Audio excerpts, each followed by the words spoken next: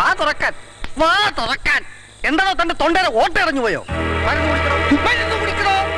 ഈശ്വര, ഇവിടെയും താമസക്കാരെത്തിയോ? അല്ലെങ്കിൽ വേണ്ട, അങ്ങനെ ഇപ്പൊ മുഴുവൻ മരുന്നും താൻ കുടിക്കണ്ട. തന്റെ സൂക്കാട് പെട്ടെന്ന് മാറും. അത് ശരിയാവില്ലല്ലോ.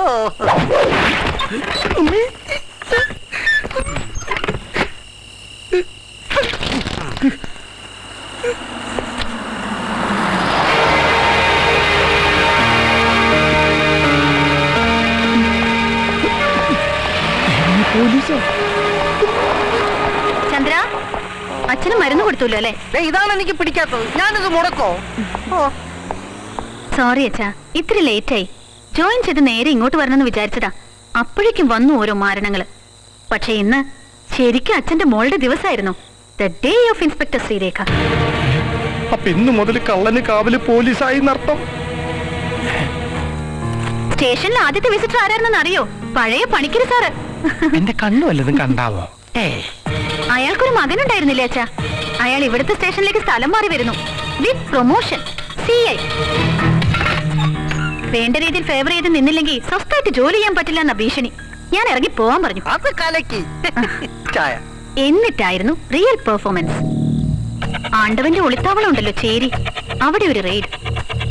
ആണ്ടവന്റെ ശരിക്കുള്ള താവളത്തിലെ മോളെ നീ ഇപ്പൊ കേറി കഞ്ഞി വെക്കണത്. അച്ഛൻ നോക്കിക്കോ, ഒരു കാര്യം ഉറപ്പാ, അവൻ എവിടെ കയറി ഒളിച്ചാലും ഒരു ദിവസം എന്റെ കയ്യിൽ പെടും. പെടും, നീ പെടാപ്പാട് പെടും.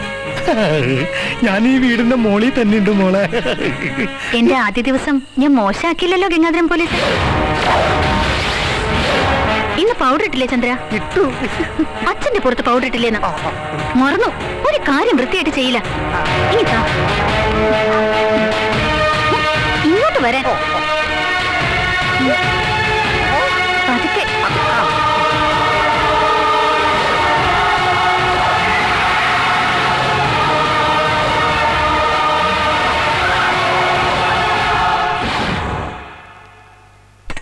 ദേവരുടെ സ്വത്തും വരുമാനവും ദേവസ്വത്തിലേക്കുള്ളതാ.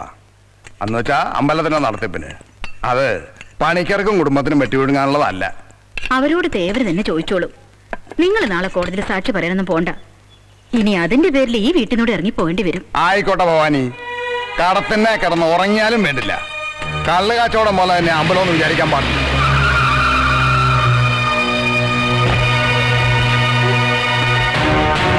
സ്റ്റേഷനിലേക്ക് കൊത്തി നീ അമ്പലത്തിൽ കയറി കൊത്താൻ തുടങ്ങിയാലോ? സാർ എന്താ പറയുന്നേ? ആഹാ, പൊട്ടം കളിക്കാ. അയ്യോ, അങ്ങേര് ഒരു തെറ്റും ചെയ്തിട്ടില്ല. അങ്ങേര് കൊണ്ടുപോകരുത്. ഭഗവാന്റെ തിരുവാഭരണം മോഷ്ടിച്ചത് പോരായിരിക്കും. അമ്മയ്ക്ക് നീ മാത്രമേ ഉള്ളൂ.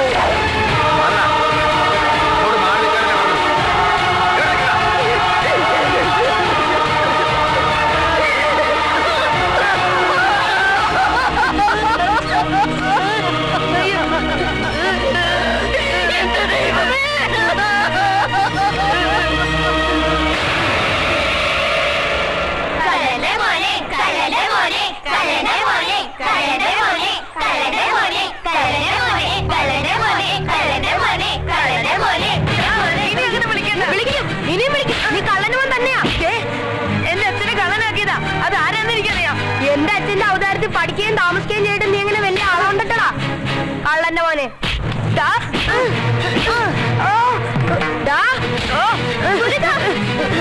വേണ്ട മുരുക, വേണ്ട.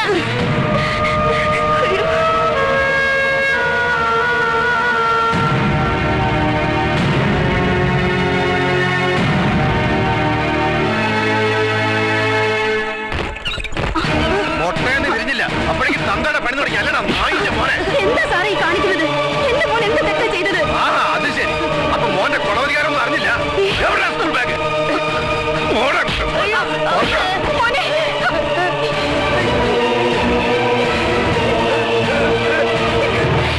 ആഹാ, ഇയാള് കൊള്ളാമല്ലോടാ. ഇതെവിടുന്നാടാ? എനിക്കറിയില്ല. പണിക്കരുടെ മോന്റെ മാലയായത്. ഇത് മോൻ കെട്ടതോ അതോ തന്ത ചട്ടതുകൊണ്ട് മോനെ കൊണ്ട് കട്ടടിപ്പിച്ചതോ?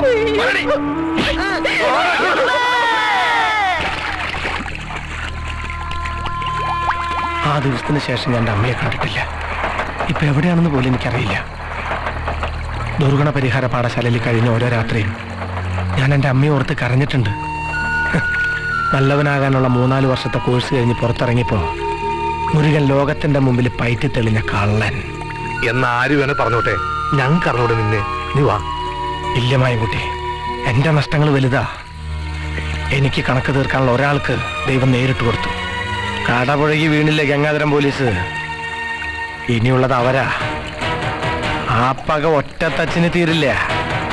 പണിക്കിരും മക്കളുമാണ് ശരിക്കുള്ള പെരുങ്കള്ളന്മാരെന്ന് ഈ നാട്ടുകാരെ ബോധ്യപ്പെടുത്തും വരെ ആണ്ടവൻ കക്കും. അവരെ ഞാൻ കട്ടും മുടിക്കുമായിനെ. കള്ളനെന്ന പേരിന്റെ സങ്കടം എന്താണെന്ന് ഞാൻ അവനെ പഠിപ്പിക്കും. നീ ഒലത്തും ജീവനോടെ നിർത്തി പുഴുങ്ങുമ്പോഴുള്ള വെപ്രാളം ഉണ്ടല്ലോ, അത് പറഞ്ഞാൽ നിനക്ക് മനസ്സിലാവില്ല. അച്ഛനൊന്ന് ക്ഷമിക്ക്, എന്തായാലും വെന്തു. അപ്പൊ പിന്നെ 6 വരെ കാക്കണോണ്ട് എന്താ കുഴപ്പം? ഇത് എനിക്ക് വിട്ടേക്ക്. കുറെ കാലം അച്ഛൻ കൊടുക്കുന്ന നക്കാപ്പിച്ച വാങ്ങി പോലീസുകാരും ഗുണ്ടകളും ഒത്തുപിടിച്ചതല്ലേ. എന്റെ കുഴി വന്ന് വീഴാൻ അവന് യോഗം. ഞാൻ ഒരു സാക്ഷ്യം പറയട്ടെ, അവനെ അങ്ങ് ഫിനിഷ് ചെയ്യാം. എന്താ അച്ഛന് പേടിയുണ്ടോ? പണ്ടങ്ങാണ്ട് മുമ്പിൽ ചെന്ന് വിട്ടപ്പോ ഇവന്റെ ഒരു വാരിയല്ല ഇളക്കി വിട്ടതാ ആണ്ടവൻ. കറക്റ്റ്. കുനിഞ്ഞ് ഷൂസിന്റെ നൂല് കിട്ടുമ്പം ഇപ്പോഴും വരും അവനാ വേദന. അതെ. അയ്യോ, മൊബൈൽ അടിക്കാനോ അർമാന്തിച്ച് കിടക്കാനോ അല്ല, നിന്നെ കൊണ്ട് എന്താടാ പ്രയോജനം? എന്റെ പറശ്ശിനിക്കട മുത്തപ്പ, എല്ലാ പണക്കാരുടെ വീട്ടിലും നീ എന്തിനാ ഇതുപോലെ ഒരെണ്ണത്തിനെ പറഞ്ഞു വിടുന്നത്? എന്റെ പൊന്നുമോൻ ഷർട്ടും പാന്റും ചുള്ളിക്കണ്ടിട്ട് അങ്ങോട്ട് മാറിയുന്ന മൊബൈൽ അടിക്ക്. Okay, good night. ഇവൻ ഏത് നേരത്തെ സദാശിവ ഒരുപാട് പേരുടെ കാല് പിടിച്ചിട്ടാ നിന്നെ ഇങ്ങോട്ട് മാറ്റി കിട്ടിയത്.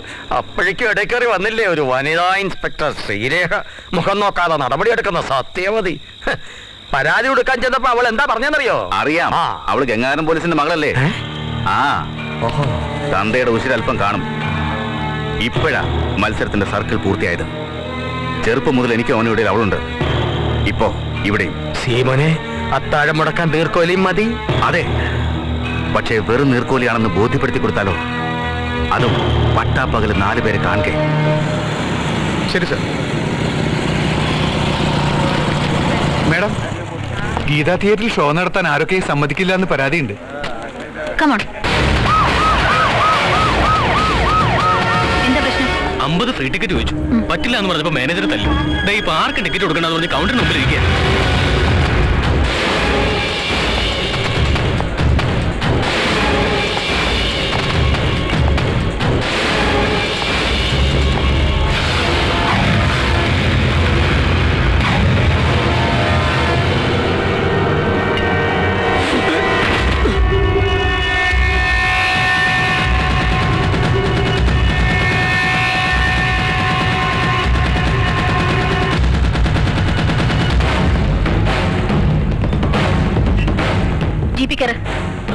ജീപ്പി കയറാൻ.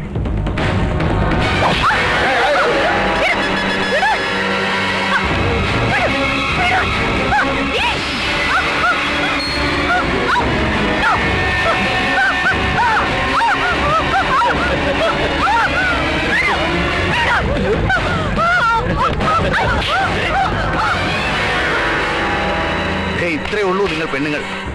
എല്ലാം കഴിഞ്ഞ് വെറുതെ കണ്ണീരൊലിപ്പിച്ച് നിൽക്കാൻ മാത്രം പറ്റും. അതാദ്യം മനസ്സിലാക്ക്, എന്നിട്ടിറങ്ങിപ്പോ സാഹസത്തിന്.